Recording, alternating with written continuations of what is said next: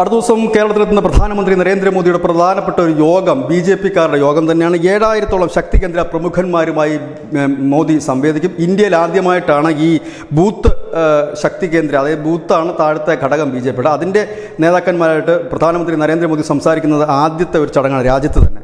ഏതായാലും 7000-ഓളം ശക്തി കേന്ദ്ര പ്രമുഖന്മാരുടെ യോഗത്തിൽ അദ്ദേഹം പങ്കെടുക്കുന്നുണ്ട്. ഇപ്പോൾ ലഭ്യമാകുന്നൊരു വിവരം, കേരളത്തിലെ സ്ഥാനാർത്ഥി പട്ടിക, അത് പ്രമുഖമായ മണ്ഡലത്തിൽ, അത് BJP A ക്ലാസ് എന്ന് പറയുന്ന മണ്ഡലങ്ങളിലേക്ക് സ്ഥാനാർത്ഥികളുടെ ഒരു തീരുമാനം എത്തിയിട്ടുണ്ട് എന്ന് തന്നെയാണ് പുറത്ത് വരുന്ന വിവരം. ഇതിൽ തിരുവനന്തപുരത്തിൻ്റെ മാത്രം ഡീറ്റെയിൽസുകൾ എത്തിയിട്ടില്ല. ഒരുപക്ഷെ ദേശീയ നേതാക്കൾ ആരെങ്കിലും മത്സരിക്കാനുള്ള സാധ്യതകളും കാണുന്നു.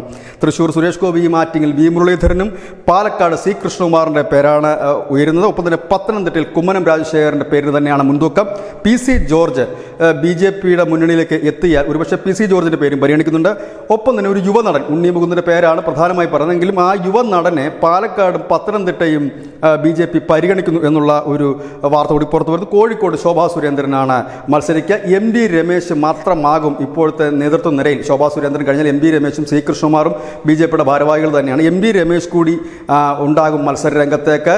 ഏതായാലും K സുരേന്ദ്രൻ ഇത്തവണ മത്സരിക്കില്ല എന്ന് തന്നെ ഉറപ്പായിട്ടുള്ള സോഴ്സുകളിൽ നിന്നുള്ള വാർത്തകളും പുറത്തു വരുന്നു. News desk news India Malayalam.